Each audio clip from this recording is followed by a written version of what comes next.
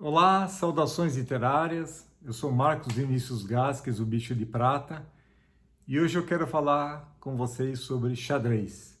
Mas antes, desejar a todos um ótimo ano, feliz ano novo, um ótimo 2022, com muita paz, saúde e que a gente se livre de todos os vírus e de todos os vermes.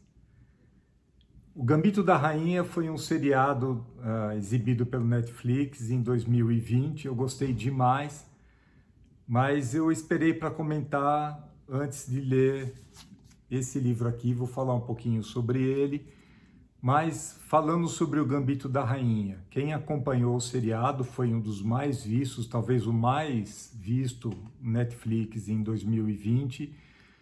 Se identificou, acompanhou muito, se interessou muito pela história emocionante de Elizabeth Harmon, né? É bom saber que o seriado foi inspirado no livro que tem o mesmo nome. Ele foi lançado em 1983, de autoria de Walter Stone Tevis. Esse autor teve outras 3 obras adaptadas para o cinema, já conhecidas, e ele já é falecido, e Netflix pegou e fez a adaptação razoavelmente fiel para o Gambito da Rainha. Bom, o que é o Gambito da Rainha? Está aqui, esse é o livro, eu não tenho, eu não li, esse aqui é o livro em oferta em, em versão eletrônica, e-book, mas ele também está disponível em versão impressa, claro, aproveitando, fazendo carona com o sucesso da série, pela editora Arqueiro, tendo na capa, como a gente viu aqui, uma foto da atriz Anya Taylor-Joy, personificada como a personagem Elizabeth Harmon, debruçada pensativamente, olhando para a câmera, sobre um tabuleiro. Nesse tabuleiro tem 2 pistas do que se vê ao longo da série. Tem lá uma miniatura de uísque, tem lá também um vidro de remédios entre as peças do jogo. E isso é um spoiler, mais ou menos, mas vale a pena assistir a série. Ela conversa não só com quem gosta muito de xadrez, quem conhece o jogo, mas ela fala muito de superação, né? Porque a personagem perde a mãe aos 8 anos de idade em condições muito trágicas, e como o pai já era ausente, ela é enviada para um orfanato. E lá, retraída, sozinha, claro, traumatizada pelas circunstâncias, ela acaba ficando muito na dela e procura ali algumas alternativas, por exemplo, desrespeitar uma ordem de não descer ao porão do orfanato, o que ela acaba fazendo, claro, e lá ela encontra um zelador ranzinza que não quer ela lá, ela não pode estar lá, mas ela percebe que ele fica muito introspectivo sobre um tabuleiro, e é um tabuleiro de xadrez. Para encurtar a história, ela se aproxima, ele passa a ensinar ela jogar xadrez, percebe que ela tem um potencial, e aí começa uma trajetória. Depois ela é adotada e se torna uma jogadora imbatível, vai nessa jornada no mundo masculino, predominantemente masculino, mas também dividido pela Guerra Fria. Então era o momento dos grandes embates entre os enxadristas norte-americanos e os soviéticos. E é para lá que ela vai enfrentar o maior desafio da vida dela. É muito interessante, mesmo para quem não conhece xadrez. Aliás, só fazendo um reparo no título em português, tanto do seriado quanto do livro, a rainha, tanto a branca quanto a preta, na verdade, no Brasil elas são chamadas de dama. Então seria o Gambito da Dama. O Gambito da Dama é uma jogada do xadrez, é muito simples, é uma abertura do jogo, e claro que a partir daí se desenrola várias outras reações do jogador oponente, e por isso que ela tem uma importância a ponto de dar um nome ao seriado, ao livro, mas o fato que a dama também é a peça mais poderosa do xadrez. Que bom que mais mulheres mandassem na política, no mundo, mas o fato é que não se perde nada com essa tradução para a rainha, que talvez até para melhor compreensão do público brasileiro, né? Então, o livro existe, ele tem tradução de Ivanir Calado, e pelos comentários é um livro que vale a pena ser lido. Eu, quando gosto muito de uma obra, como eu já assisti o seriado, em algum momento eu vou ler esse livro também, da editora Arqueiro. Como eu falei, aguardei a leitura de O Livro do Xadrez, do escritor austríaco Stefan Zweig. Esse escritor, ele de ascendência judaica, ele teve que fugir do nazismo naquele momento em que o nazismo estava em expansão na Europa, nos anos 1930, o que se acirrou nos anos 1940, já durante a Segunda Guerra Mundial, e ele veio acabar no Brasil. Ele morava em Petrópolis, na Serra Fluminense, ali, até próximo ao Rio de Janeiro. E ele, aqui nessa obra, ele também, o xadrez, ele perpassa toda a trama em que um jogador, Mirko Centovic, um menino eslavo, filho de um barqueiro pobre da região do Danúbio, do rio Danúbio. Ele é um menino extremamente retraído, mas se descobre nele um talento para o xadrez.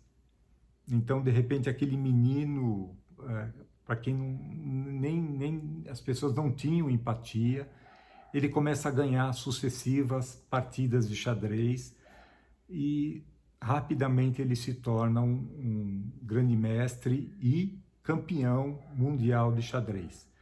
Então o livro, na primeira linha, já começa um navio zarpando de Nova York com destino a Buenos Aires. E o Centovic, ele está embarcado, as pessoas ficam sabendo, e claro, quem joga xadrez já começa a assediá-lo. Ele acaba cedendo, e claro que dá uma surra assim, várias pessoas ao mesmo tempo, tudo, até que surge um misterioso Dr. B.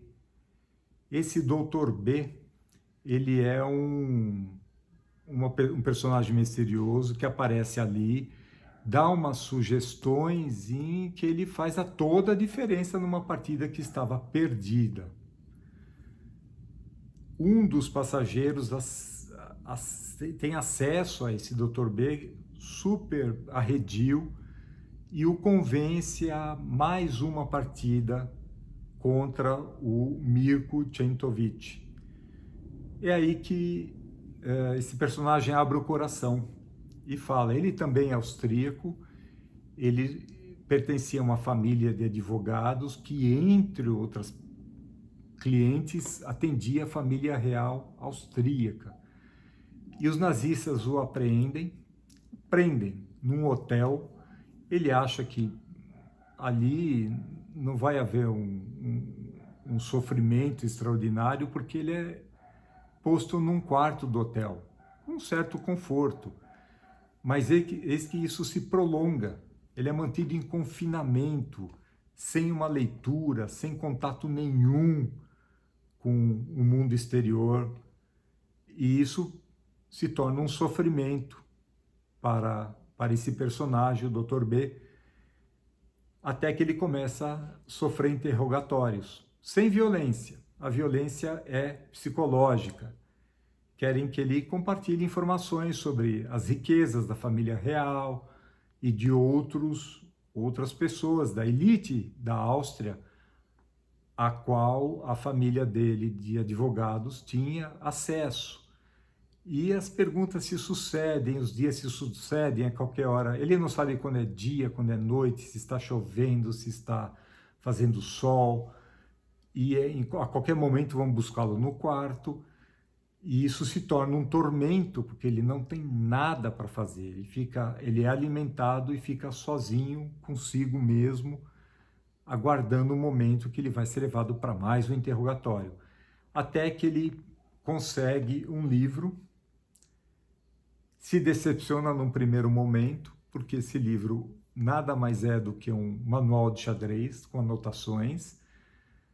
Espero não estar dando um spoiler, mas é isso que muda tudo na vida dele, porque ele passa a simular mentalmente, ele não tem um tabuleiro, ele passa a simular mentalmente aquelas jogadas clássicas, são partidas clássicas, e ele se cansa das partidas clássicas, ele passa a elaborar partidas em que ele joga contra ele mesmo. E é um momento bastante angustiante, tanto para ele como na leitura, porque é um sofrimento, ele não... Como é que ele vai dividir o cérebro dele entre eu sou um jogador e eu sou outro jogador? Enfim, ele acaba sofrendo um colapso mental. E isso permite que ele saia daquela situação e nós vamos reencontrá-lo ali naquela viagem marítima em que ele é convencido a jogar contra o Czentovic. E é isso que o Stefan Zweig faz. Ele pega o xadrez, um jogo que tem aí estima-se seus 1.500 anos, teria surgido na Índia, e não passa disso, ele coloca as peças brancas contra as peças negras, ou vice-versa, no tabuleiro, e é um conflito. É um conflito bélico em que alguém vai sair vencedor, eventualmente a um empate. Ele pega esse mundo do xadrez e extrapola para o mundo da Segunda Guerra Mundial, da ascensão do nazismo, e foi isso que fez o Stefan Zweig sair da Europa, vir parar no Brasil, e é um dado triste, mas essa é a última obra desse autor. Um dia depois de enviar os originais para os seus editores, no Brasil, no exterior, ele cometeu suicídio em 1942, junto com a sua, então, companheira. Essa edição é de editora Fósforo e, além do extraordinário conteúdo, ela tem tradução de Silvia Bittencourt e um pós-fácil de Mariana Holmes, mas também especialmente saborosa por essa capa do Alice Blaus, que foi feita a partir de uma ilustração de Fabrício Lenzi. Então é um livro que vale muito, é uma novela, curtinho, vale muito a leitura. Ainda no mundo do xadrez, tem que destacar a obra do Vladimir Nabokov, a Defesa Lujin, né? Também com inspiração totalmente declarada no xadrez, está aqui um jogador diante do tabuleiro, os relógios que normalmente são usados em competições e uma xícara de chá, talvez. As partidas podem se prolongar por horas, às vezes por dias, nos grandes torneios, né? Mas o fato é que Nabokov também foi um grande enxadrista. Ele deixa a Rússia, ele tem uma passagem por Berlim, que é onde ele escreve esse livro, e ele termina nos Estados Unidos, onde ele continua com a sua obra. Ao chegar na América do Norte, ele escreveu muito sobre xadrez, e inclusive sobre problemas do xadrez, né? Os enxadristas, eles se exercitam lendo sobre partidas clássicas e também resolvendo problemas que são propostos por outros jogadores. é onde ele se prepara para as grandes partidas. Enfim, o xadrez aqui, assim como no livro do xadrez, ele é o pano de fundo. Também há um conflito que afasta o pai de um garoto chamado Alexander Ivanovich Lugin. Também nesse garoto se descobre um grande talento para o jogo de xadrez. E ele vai numa ascensão, e vai se tornando um jogador cada vez melhor, cada vez mais difícil de derrotar, cada vez mais vencedor. E ele também sofre um colapso mental. Ele é internado e a fuga dele para essa situação de isolamento, de internação, de distância dos pais, de não ter um ente querido próximo, é o jogo de xadrez. Ele não consegue se desligar do xadrez e ele fica elaborando mentalmente uma defesa imbatível, que é o que acaba dando nome ao livro. Esse livro surgiu em Berlim em 1929 e mais tarde, em 1960, ele tinha como título A Defesa. Em 1964, o próprio Nabokov ajudou na tradução para o inglês, quando ele passou a ser chamado de Defesa Lugin, e se tornou mais conhecido, de um público mais amplo. Esse livro também ganhou uma versão para o cinema, assim como o Gambito da Rainha ganhou uma versão para seriados. O desenrolar é muito interessante, porque o Lugin vai se defrontar contra um grande mestre italiano e ele vai fazer uso dessa sua defesa que ele desenvolveu. Mas é isso, de novo, o xadrez como pano de fundo para um conflito pessoal, um conflito global, que eram as grandes guerras, e tudo isso se entrecruza para mostrar como o nazismo, num caso, a guerra, afeta as pessoas e como isso se traduz aí num personagem que se vê diante de um conflito no tabuleiro de xadrez. Por fim, eu vou falar da Máquina do Xadrez, do alemão Robert Lohr. É uma obra mais recente, de 2005. Esse autor alemão, ele recorre a um fato histórico, baseado em fatos verídicos, em que um barão chamado Wolfgang von Kempelen, no século XVIII, ele cria um autômato, que foi um período que houve autômatos que reproduziam gestos humanos, eram uma curiosidade da época. Só que esse autômato era um jogador de xadrez vestido de turco. Claro, como as pessoas entendiam, estavam habituadas a ver um turco vestido, e ele era especializado em jogar xadrez. E era imbatível, também começou a ganhar. Esse barão e o seu turco ganharam reputação em toda a Europa com esse jogador derrotando grandes enxadristas. E a história vai por aí até que uma aristocrata, uma mulher bonita, ela é assassinada em circunstâncias suspeitas, e tanto o barão quanto o turco acabam envolvidos na história, viram uma intriga, há prisões, enfim, parece que esse livro é muito interessante. Eu não li, eu tenho curiosidade de ler. É uma edição da Record, pela sua divisão Best Bolso. Ele tem a tradução, eu vou ver aqui, é do André Del Monte. E o fascínio é o fato dele ser inspirado em fatos reais. Alguma coisa dessa história, dessa trama é real. Eu não falei, a Defesa Lugin é da Companhia das Letras, como vocês estão vendo aqui, mas está esgotado, só que se encontra com facilidade em sebos.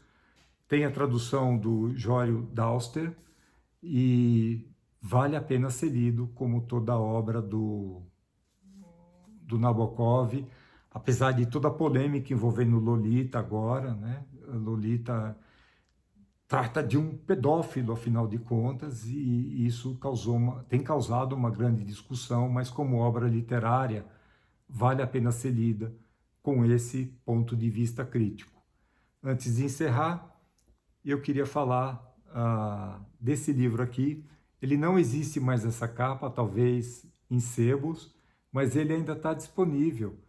E preciso contar, eu não estou longe de ser um desafiante de um grande jogador, mas eu gosto muito de xadrez. Foi meu pai que me ensinou, ainda criança, e na ocasião ele acabou comprando esse livro, onde eu fui um pouquinho além, aprendi as notações que são usadas nos torneios, né?